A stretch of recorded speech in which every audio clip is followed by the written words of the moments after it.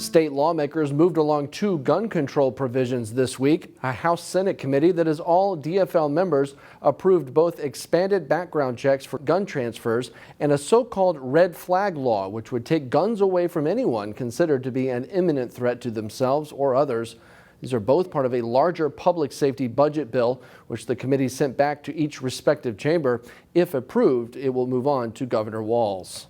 Big changes could be on the way for electronic pull tabs in Minnesota due to a recent court ruling that says the popular games must have no features that mimic a slot machine. As Delane Cleveland reports, there's an effort underway to prevent those changes during these final weeks of the legislative session.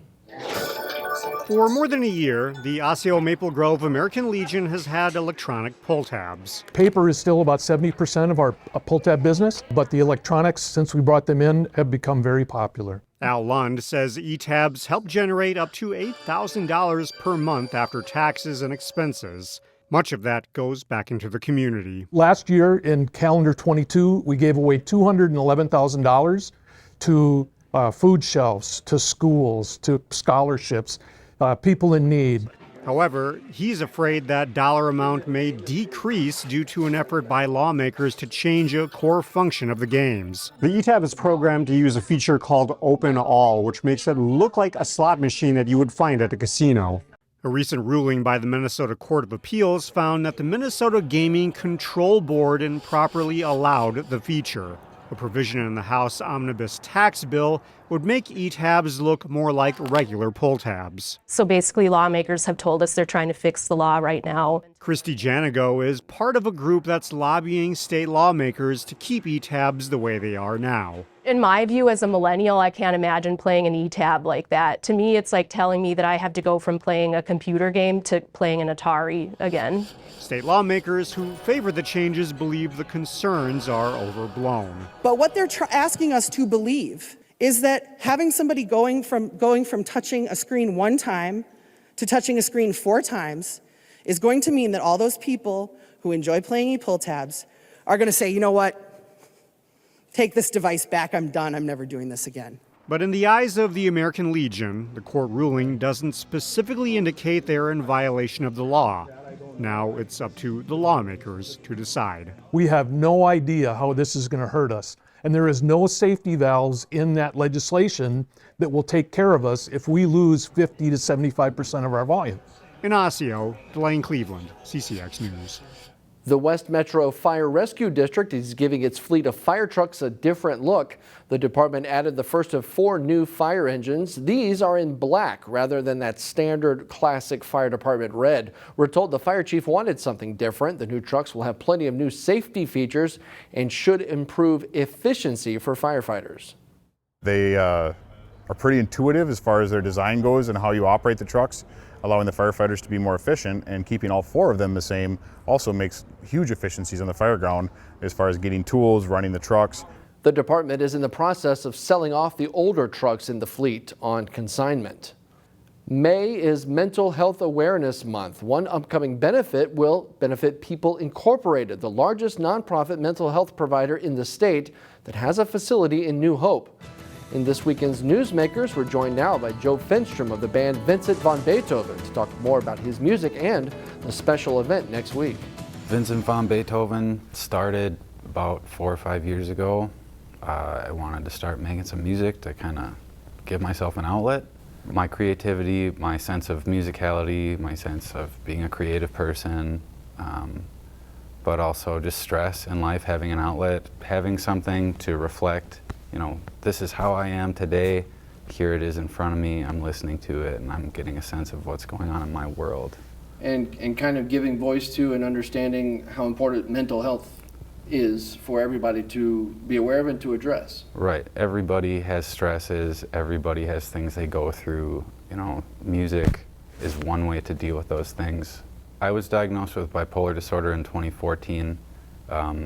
In trying to find a provider then, which was difficult.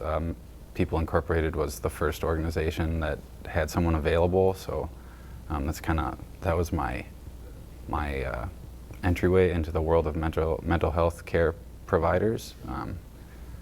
kind of got me started on the road that I've been on. So they really helped you out, and you are going to be a part of this event for your album release and also to help benefit them coming up on the 19th.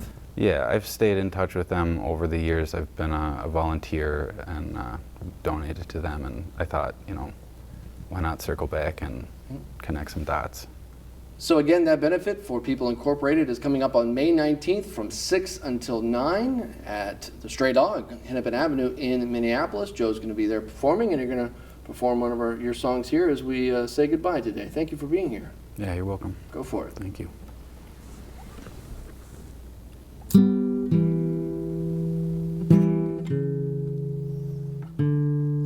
Take my name and take my hand.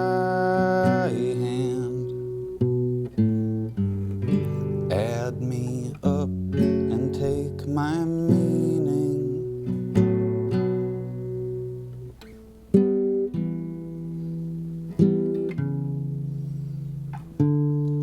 What remains inside my mind?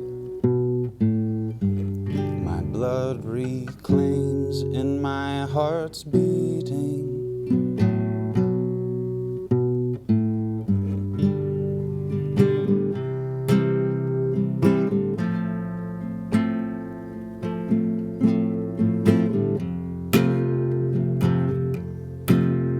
At this moment in time, as we hang from the vine, our lives intertwined, we grow roots.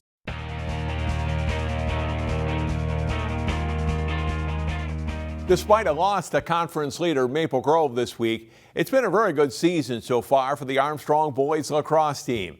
In this week's CCX Sports Spotlight, we meet one of the Falcons' senior leaders. Nate Albrecht got started in lacrosse at a young age. I started playing lacrosse in first grade. I saw my next door neighbor playing it, and he actually played for Benilde. And I was like, I want to try that sport. Now a senior, he's been on varsity since 8th grade. The Falcons' top scorer is headed for his third straight 30-plus goal season. As far as a career goes, I don't know if there's anybody that scored as many points as Nate. So he's definitely at the top of the record books for that. A captain and part of a good senior class for the Falcons, Nate says he is vocal by nature and a leader too. A good player to have if you're his coach. Very vocal, so that's very effective on offense. And, he's the quarterback of our team, so kind of saves my voice a little bit, which is good. He's able to call plays and run the offense. It's been a busy senior year for Albrecht. In the fall, he played safety for an 8-3 Falcons football team. Much like lacrosse, it's a sport he's played and loved since he was young. I love the contact in football because I played defense and I just love hitting people. So I was kind of a roll down safety and I was just constantly in the box playing like a fourth linebacker spot. I really enjoyed it because we were a big powerhouse team, and unfortunately we fell short, but the whole time just the atmosphere of the guys, we were really close the whole season. In the winter, after taking a couple of years off from the sport, Nate wrestled for the Falcons this season. They are two sports he loves and will miss as he heads off to college. I'm really going to miss them both. I really enjoyed it, loved them both, and it's unfortunate they're going to end, but I had to choose one sport to go play in college, so I chose lacrosse. He's probably one of the most athletic guys on our team, so you can definitely tell that he plays football. You can tell that he's a wrestler. You can tell that he definitely plays other sports. He actually plays long stick midfield in the summer. He doesn't even play short stick. So the fact that he can score a lot of goals during the season and switch out like that on command is pretty amazing. His lacrosse career continues next year at Lewis University in Illinois. I was out east at a tournament for my Team Minnesota club team. They saw me playing long stick midi, and then they reached out to me, and I went out there on a visit. Then I ended up loving the team, the atmosphere. I really love the coach. The Falcons face a tough road if they want to reach the state tournament for the first time. Their section includes teams like Maple Grove, Wayzata, and defending state champion Benilde St. Margaret's.